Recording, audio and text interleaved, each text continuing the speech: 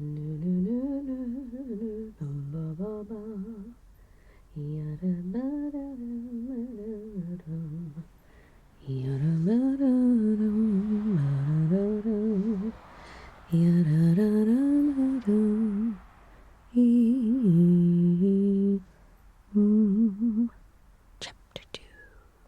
2. You ready? Hardy boys. Chapter 2. Get comfortable, cutie. I've got a cup of tea. We've got a book. And it's time for you to sleep. Let's see what happened last time. Oh yeah, the car was stolen. And the boys are helping their friend Chet find it.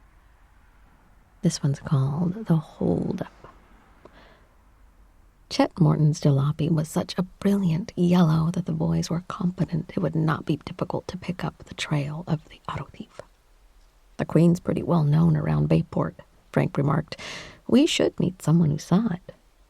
Seems strange to me, said Joe, that a thief would take a car like that. Auto thieves usually take cars of a standard make and color. They're easier to get rid of. It's possible, Frank suggested, that the thief didn't steal the car to sell it. Maybe for some reason he was making a fast getaway and he'll abandon it. Look, Chet exclaimed, pointing to a truck garden where several men were hoeing cabbage patches. Like the little dolls. Don't laugh at me. Cabbage plants. Maybe they saw the Queen. I'll ask them, Frank offered, and brought his motorcycle to a stop. He scrambled over the fence and jumped across the rows of small plants until he reached the first farmhand. Did you see a yellow jalopy go by here within the past hour? Frank asked him. The lanky old farmer leaned on his hoe, put a hand to one ear. He shouted. Did you see a fellow pass along here in a bright yellow car? Frank repeated in a louder tone. The farmer called to his companions. As they ambled over, the old man removed a plug of tobacco from the pocket of his overalls and took a hearty chew. Lad here wants to know if we saw a jalopy come by, he said slowly. The other 3 farmhands, all rather elderly men, did not answer at once. Instead, they laid down their hoes, and the plug of tobacco was duly passed around the group. Frank grit his teeth. Please hurry up and answer. The car was stolen. We're trying to find the thief. That's so, said one of the men. A hot rod, eh? Yes, a bright yellow one, Frank replied. Another of the workers removed his hat, mopped his brow. Seems to me, he drawled, I did see a car come by here a while ago. A yellow car? Nah, 'twarn't yeller, come to think of it. I guess, anyhow, it was a delivery truck, if I remember rightly. Frank strove to conceal his impatience. Are you asleep, darling? Are you going to sleep? Did any of you... You are awake. Shh. Be still, pet. Was it a brand new car, real shiny? Asked the 4th member of the group. No, it was an old car, but it was painted bright yellow, Frank explained. My nephew has one of them things, the farmer remarked. Never thought they was safe myself. I don't agree with you. Still another man spoke up. All boys like cars, and you might as well let 'em have one they can work on themselves. You're all wrong, the deaf man interrupted. Let the boys work on the farm truck. That way they won't get into mischief. He gave a cackling sort of laugh. Well, son, I guess we ain't been much help to you. Hope you find the critter that stole your hot rod. Thanks, said Frank, and joined the other boys. No luck. Let's go. As they approached Bayport, the trio saw a girl walking along the road ahead of them. When the cyclist drew near, Frank's face lit up, for he had recognized Callie Shaw, ooh la la, who was in his class at Bayport High. Frank often dated Callie and liked her better than any other girl he knew. That's an interesting arrangement.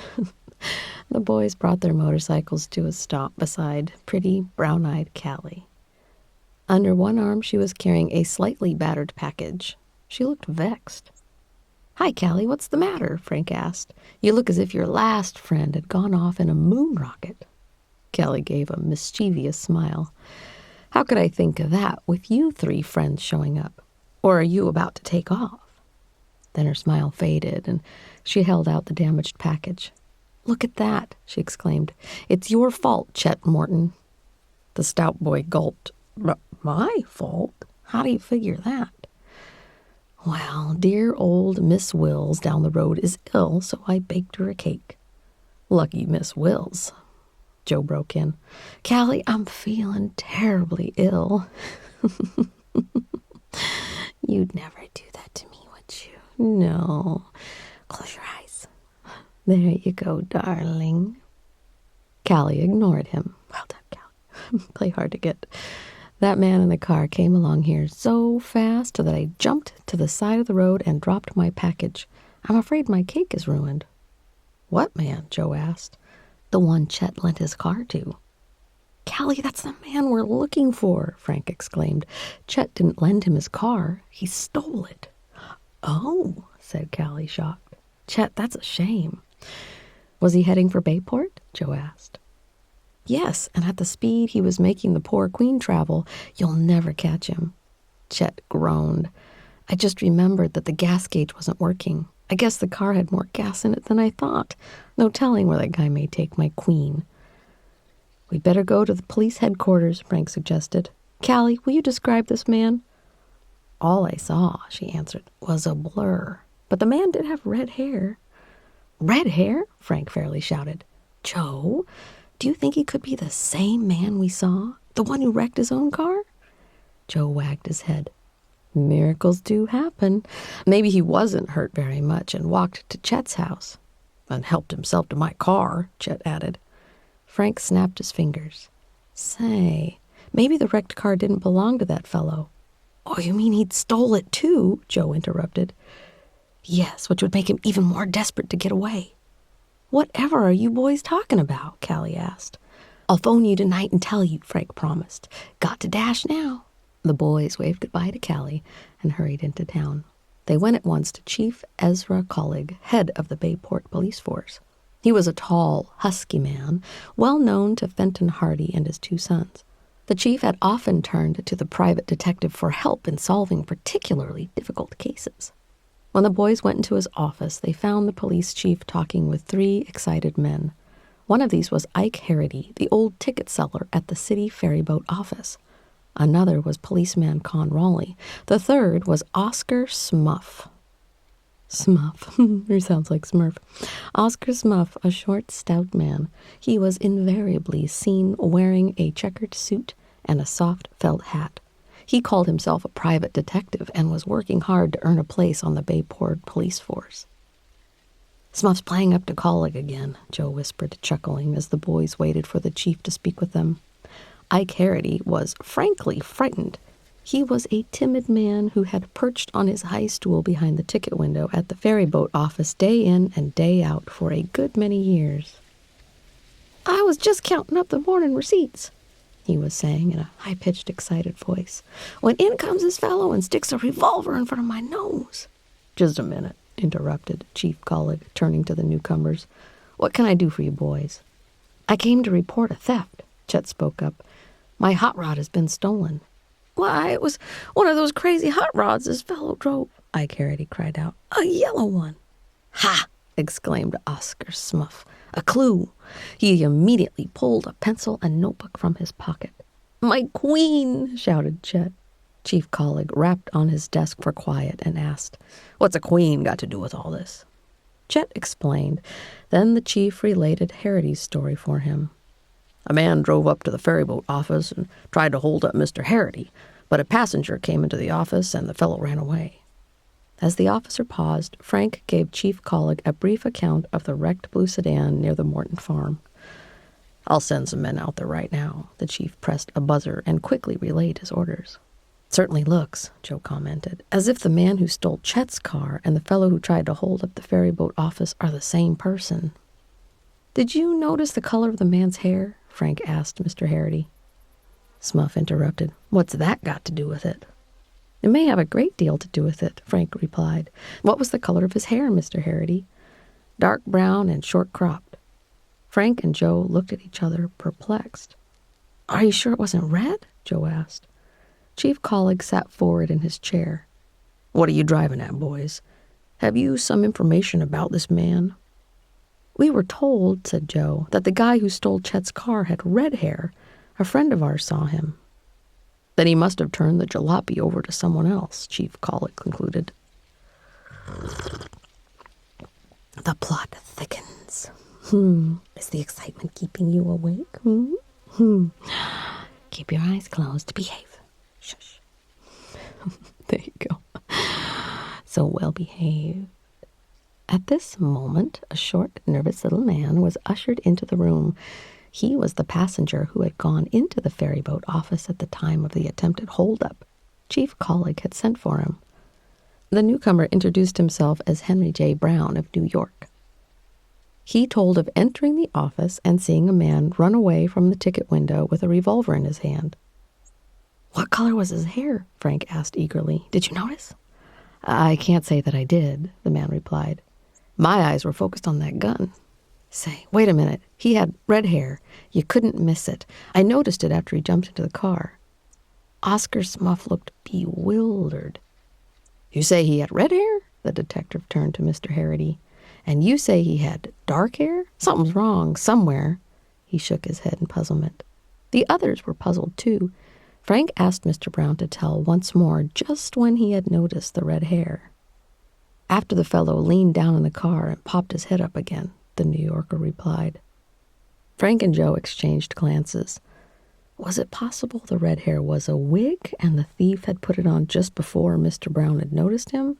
The boys kept still. They didn't want any interference from Smuff in tracking down this clue. Oh, Smuff must be the bad guy. Oh, the B plot. Harity and Brown began to argue over the color of the thief's hair. Finally, Chief Colleague had to rap once more for order. "I'll send out an alarm for both this holdup man and for Chet's car. I guess that's all that can be done for now." Undaunted by their failure to catch the thief, the Hardy boys left police headquarters with Chet Morton. They were determined to pursue the case. "We'll talk with Dad tonight, Chet," Frank promised. "Maybe he'll give us some leads."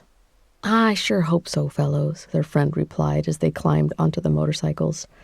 The same thought was running through Frank's and Joe's minds. Maybe this mystery would turn out to be their first case. Very exciting. You didn't go to sleep, did you? Oh, cutie. Close your eyes. Close your eyes, and I'll play with your hair.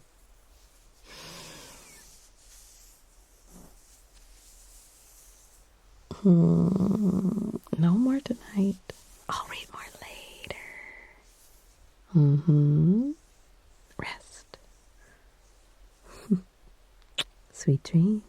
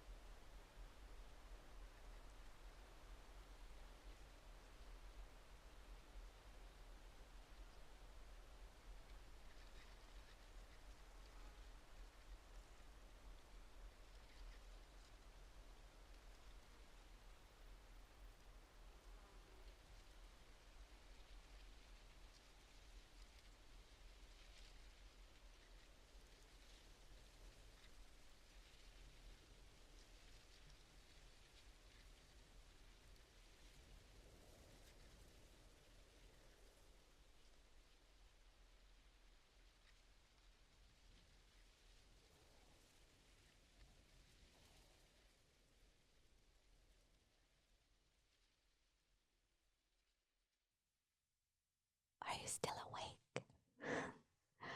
If you fell asleep, sweet dreams, darling. If you, like me, are sometimes still awake at the end of these, I just wanted to tell you how fun these are getting It's starting to turn into a little loving girlfriend storyline.